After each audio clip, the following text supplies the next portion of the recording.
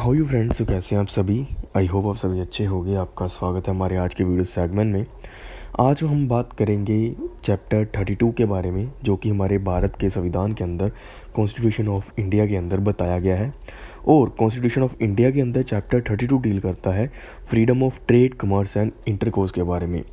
और इस चैप्टर के अंदर हम एक स्पेसिफिक आर्टिकल को लेकर वीडियो बनाने वाले हैं। ये आपको जो आर्टिकल 301 है उसको मैं फुल डिटेल में समझाने की कोशिश करूंगा।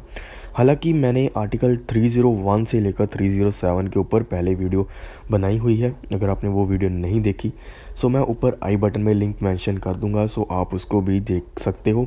और उस वीडियो को आपका बहुत ज़्यादा प्यार मिल रहा है, सो मैंने सोचा कि मैं इन सभी आर्टिकल्स को अलग अलग करके एक वीडियो बनाऊँ और आपको जो है प्रेजेंट करूं, ताकि आपको और अच्छे से समझ लग सके होता क्या है। चलिए स्टार्ट करते हैं बिना किसी देरी से आज की वीडियो।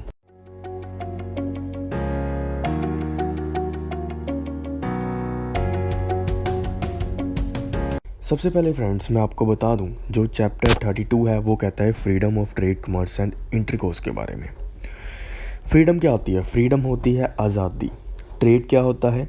ट्रेड मीन्स होता है बाइंग और सेलिंग गुड्स। मतलब कि हम किसी चीज़ को खरीदते हैं या फिर किसी चीज़ को बेचते हैं, हम उसको कहते हैं, हम क्या कर रहे हैं, हम ट्रेड कर रहे हैं, हम व्यापार कर रहे हैं। ओके, आगे है कमर्स। कमर्स क्या होता है? कमर्स फ्रेंड्स वो होता है कि अगर हमने ट्रांसपोर्टेशन को कमर्स कहते हैं। अगर हमने एक सामान, मतलब कि एक सामान दूसरी जगह पर लेकर जाना हो, हमें क्या करना पड़ता है, हमें वो ट्रांसपोर्ट करना पड़ेगा किसी गाड़ी के थ्रू, किसी बस के थ्रू, किसी ट्रक के थ्रू, और वो हो जाता है कमर्स। हम एक जगह से दूसरी जगह कोई भी चीज़ लेकर जा सकते हैं, ये हमारे पास फ्रीडम है। और थर्ड जो वर्ड होता है इंटरकोर्स। इंटरकोर्स क्या होता है? जब एक स्टेट दूसरी स्टेट के साथ, एक स्टेट से कोई बंदा दूसरी स्टेट में जाएगा तो हम कहेंगे कि ये क्या हो रहा है, ये इंटरकोर्स हो रहा है।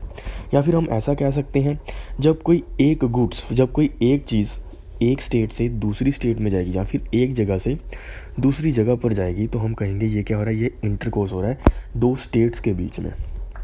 ओके, सो अब हम पूरी लाइन को समझते हैं। Freedom of trade, commerce and intercourse. Freedom, हमें आज़ादी है इंडिया के अंदर कोई भी चीज़ बेचने की, खरीदने की। ओके, कोई भी चीज़ ट्रांसपोर्ट करने की, हम कोई भी चीज़ ट्रांसपोर्ट कर सकते हैं किसी भी जगह पे इंडिया के अंदर। हमारे ऊपर कोई रिस्ट्रिक्शन नहीं लगा सकता। और हम कोई भी गुड्स, हमारी जो गुड्स प्रोड्यूस होती हैं, गुड्स मीन्स होता है सर फ्रेंड्स, जो हम अपना काम कर रहे होते हैं। जैसे कोई व्यक्ति जो है वो क्लोथ्स का काम कर रहा है, कपड़े का काम कर रहा है, उसके लिए कपड़े क्या हैं? उसके लिए कपड़े गुड्स होती हैं। ओके, अगर कोई व्यक्ति लोहे का काम कर रहा है, उसके लिए लोहा क्या होगा, वो गुड्स होगी उसके लिए, जो उसने बेचनी है। ओके, इंटरकोर्स मतलब कि गुड्स एक जगह से दूसरी जगह जा रही है। सेक्शन जो आर्टिकल है 301 यही कहता है कि हमारे पास पूरे इंडिया के अंदर हमारे पास ये आज़ादी है कि हम कोई भी सामान बेच सकते हैं, कोई भी सामान खरीद सकते हैं, हम कोई भी सामान एक जगह से दूसरी जगह पर भेज सकते हैं, चाहे वो हम पानी से भेजें, चाहे वो शिप से भेजें। ओके, जहाँ पे शिप से जाना होता है, शिप पे भेज सकते हैं। हम क्या कर सकते हैं, हम ट्रक से भी भेज सकते हैं, एयरप्लेन से भी भेज सकते हैं। हमारे पास ये सारी फ्रीडम है। ये हमारे आर्टिकल 301 से लेकर 307 तक हमें ये सारा प्रोवाइड किया गया है। लेकिन जो आर्टिकल 301 है उसके अंदर स्पेसिफिकली हमारे पास एक राइट है। लेकिन जो आर्टिकल 302 से लेकर आगे के सेक्शन हैं, आगे के आर्टिकल्स हैं, उनके अंदर जो है हमें क्या बताया गया है, हमें कुछ रिस्ट्रिक्शन बता दी गई हैं। हमारे इस राइट के ऊपर कुछ रिस्ट्रिक्शंस हैं। रिस्ट्रिक्शन कैसी हैं वो आगे डिस्कस करेंगे, लेकिन आज की इस वीडियो में बात करूंगा अकेला 301 के ऊपर हम कॉन्सेंट्रेट करेंगे। 301 क्या कहता है? Subject to the other provision of this part, मतलब कि 302 से लेकर जो 307 तक हैं रिस्ट्रिक्शन हैं, उनको छोड़कर, वो तो रिस्ट्रिक्शन जो है इस सेक्शन के ऊपर लगेंगी ही लगेंगी, उनको छोड़कर क्या है, trade, commerce and intercourse through the territory of India shall be free. हमारे पास फ्रीडम है कि हम ट्रेड कर सकते हैं, कमर्स कर सकते हैं, इंटरकोर्स कर सकते हैं। लेकिन इन्होंने पहले जो कह दिया है सब्जेक्ट टू द प्रोविजंस, मतलब कि जो 302 से लेकर 307 तक जो रिस्ट्रिक्शन होंगी इस आर्टिकल्स के ऊपर, वो रहेंगी ही रहेंगी। ओके, वो रहेंगी ही रहेंगी, लेकिन हमारे पास फ्रीडम है ट्रेड करने का, कमर्स करने का और इंटरकोर्स करने का किसी भी स्टेट के साथ, किसी भी बंदे के साथ। ओके फ्रेंड्स, सो ये है आर्टिकल 301। अब बात करते हैं आर्टिकल 19(1)(g। आप पूछोगे सर कि हमारे पास तो एक freedom of trade article 19(1)(g में भी बताया गया है। ओके, तो उस पे और इसमें क्या फ़र्क है? जो आर्टिकल 301 बताया गया है उसको डिफरेंस कैसे है आर्टिकल 19(1)(g के अंदर? देखिए फ्रेंड्स, जो आर्टिकल 19 है आप सभी को पता है वो फ्रीडम से डील करता है, राइट टू फ्रीडम से डील करता है। ओके, और उसमें भी आर्टिकल जो 19(1)(g है उसके अंदर बताया गया है कि हमारे पास क्या है, फ्रीडम ऑफ ट्रेड है। ओके, हमारे पास फ्रीडम ऑफ ट्रेड है, ये आर्टिकल 19(1)(g कहता है। ये हमारे पास एक फंडामेंटल राइट है। आपको पता होगा अगर हमारा फंडामेंटल राइट वायलेंट हो तो सीधा हम कहाँ पे जा सकते हैं? सीधा हम सुप्रीम कोर्ट जा सकते हैं। आर्टिकल 32 के अंदर सीधा हम सुप्रीम कोर्ट जा सकते हैं, रिट पिटीशन फाइल कर सकते हैं अगर किसी ने हमारा जो फंडामेंटल राइट है वो वायलेंट किया है। अब जो आर्टिकल 301 क्या है, 301 आर्टिकल 19 से कैसे डिफरेंस है? देखिए फ्रेंड्स, जो आर्टिकल 19(1)(g है वो कोई भी सिटीज़न जो है पोजेस कर सकता है। कोई भी सिटीज़न होगा इंडिया का वो आर्टिकल 19 के अंदर अपना राइट जो है पोजेस कर सकता है। अगर उसका राइट वायलेंट हुआ है वो आर्टिकल 19 के तहत फंडामेंटल राइट वायलेंट होने के कारण 32 में रिट पिटीशन डाल सकता है सुप्रीम कोर्ट के अंदर अगर उसका कोई राइट वायलेंट हुआ है। लेकिन जो आर्टिकल 301 है वो सभी को ये राइट देता है कि वो इंडिया के अंदर ट्रेड कर सकते हैं, सभी को, चाहे वो कोई फॉरेन से आया हो पर्सन, उसको भी ये राइट है कि वो इंडिया के अंदर फ्री ट्रेड कर सकता है, मतलब कोई उसको रोक टोक नहीं होगी। लेकिन आर्टिकल 302 से लेकर 307 के अंदर जो रिस्ट्रिक्शन इम्पोज की जाएंगी उसको वो माननी पड़ेंगी। ओके, लेकिन जो आर्टिकल 19 है उसके अंदर कोई रिस्ट्रिक्शन नहीं लगाई गई। वो कोई भी सिटीज़न जो है अपना फंडामेंटल राइट समझकर सुप्रीम कोर्ट जा सकता है और वहाँ से जो है रेमेडी जो है अक्वायर कर सकता है सुप्रीम कोर्ट से। अब इसका सर मतलब क्या हुआ? इसका मतलब ये हुआ कि जो आर्टिकल 19 है वो एक फंडामेंटल राइट है और आर्टिकल 301 है वो फंडामेंटल राइट नहीं है। अगर हमारा जो राइट है, अगर कोई बाहर का पर्सन है, फॉरेनर है, वो हमारे इंडिया में आकर कोई व्यापार करना चाहता है, व्यापार करना चाहता है, अगर उसको कोई बाधा लगती है तो वो सुप्रीम कोर्ट नहीं जा सकता डायरेक्ट। ओके, क्योंकि वो एक फंडामेंटल राइट नहीं है। सिंपल शब्दों में आर्टिकल 19 हमारे पास फंडामेंटल राइट है और 301 जो है वो फंडामेंटल राइट नहीं है। फ्रीडम ऑफ ट्रेड की बात दो जगह पर की गई है हमारे भारत के संविधान में, एक आर्टिकल 19(1)(g के अंदर और एक आर्टिकल 301 के अंदर। अब फ्रेंड्स बात करते हैं कुछ केस लॉस के बारे में। सबसे पहले केस मैं आपको बताता हूँ, state of Mysore versus Sanjivayya.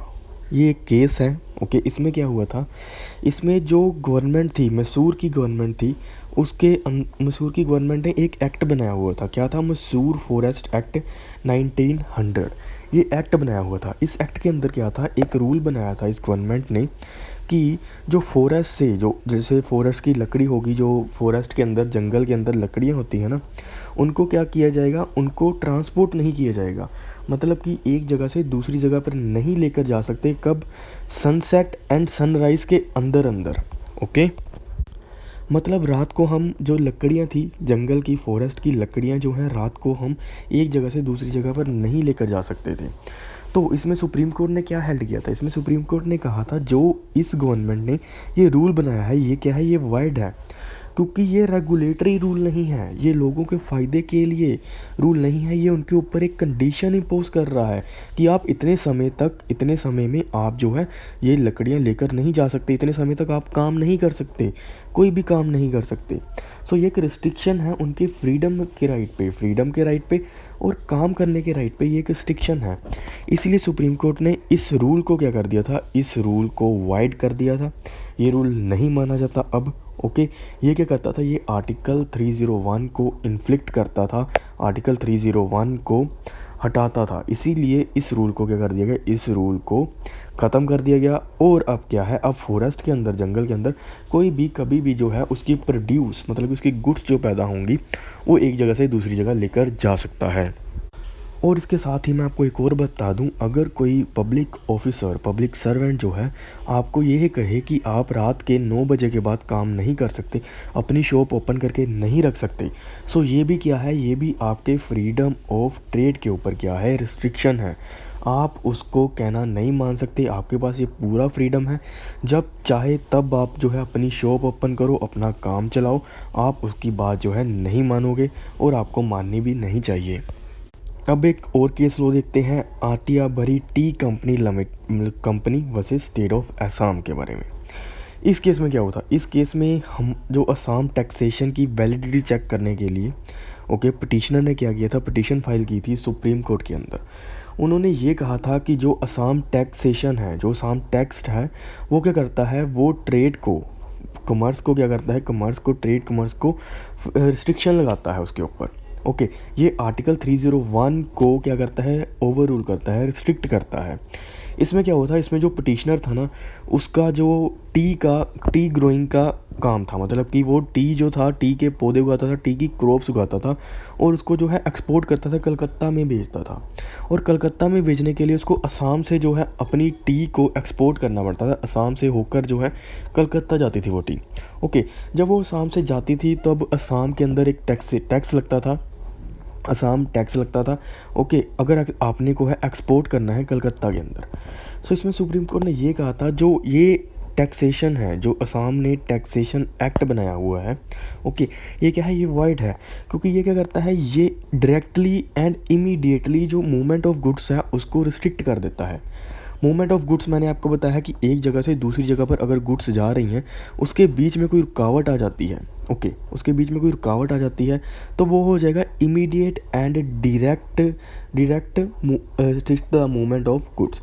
मतलब कि जब असम से उसने कलकत्ता एक्सपोर्ट करनी थी, वो गुड्स एक्सपोर्ट करनी थी, तो जब वो करता था उसके ऊपर टैक्स लग जाता था। अगर वो टैक्स नहीं पे करता था तो उसकी जो गुड्स हैं वो असम में ही रुक जाती थी। सुप्रीम कोर्ट ने ये कहा कि अगर किसी की मूवमेंट पे, किसी गुड्स की मूवमेंट पे अगर कोई रोक लग जाए, इमीडिएटली रोक लग जाए, अगर वो टैक्स नहीं पे करेगा तो उसकी वहीं पे गुड्स रोक ली जाए, ये तो एक तरह का फ्रीडम ऑफ ट्रेड का क्या है, रिस्ट्रिक्शन है, फ्रीडम ऑफ ट्रेड को इन्फ्लिक्ट करता है। ओके इसीलिए सुप्रीम कोर्ट ने इस टैक्सेशन एक्ट को क्या कर दिया था, वाइड डिक्लेयर कर दिया था, क्योंकि इस टैक्सेशन एक्ट के अंदर क्या था, मूवमेंट ऑफ गुड्स को इन्फ्लिक्ट किया गया था। मूवमेंट ऑफ गुड्स को इन्फ्लिक्ट किया था वो किस लिए, सुप्रीम कोर्ट ने इस ग्राउंड के ऊपर कहा कि direct and immediate restrict the movement of goods. जब किसी चीज़ के ऊपर direct and immediate movement of goods लग जाएगी तो वो जो चीज़ होगी, वो लॉ होगा, वो वाइड कह दिया जाएगा, वो आर्टिकल 301 के तहत जो है वो वाइड डिक्लेयर कर दिएगा, उसकी कोई भी मान्यता नहीं रहेगी। आई होप आपको फ्रेंड्स जो आर्टिकल 301 है मैंने आपको बहुत ही अच्छे से समझाने की कोशिश की है। अगर आपको इससे रिलेटेड कोई भी डाउट है आप मुझे कमेंट बॉक्स में जाकर कमेंट करके पूछ सकते हो, और मैंने आपको केस लॉ बताए हैं। आगे जो है 302 से लेकर 307 के ऊपर मैं वीडियो लेकर आऊँगा डिटेल में, आप इस चैनल के साथ बने रहिएगा। और हालांकि मैंने 301 के ऊपर या 301 से लेकर 307 के ऊपर पहले वीडियोस बनाई हुई हैं, आप उसको देख सकते हो हमारे चैनल में, प्लेलिस्ट में चले जाएगा, कॉन्स्टिट्यूशन की प्लेलिस्ट में आपको जो है वहाँ पे मिल जाएगा। सो आप पिछली वीडियो की तरह इस वीडियो को भी प्यार दीजिएगा, इस चैनल को सब्सक्राइब कर दें, इस वीडियो को लाइक कर दें, ताकि मैं और ऐसी वीडियोस जो हैं लेकर आता रहूँ। अपने फ्रेंड्स के साथ शेयर करना मत भूलिएगा। Thank you so much guys for watching. Subscribe for more videos.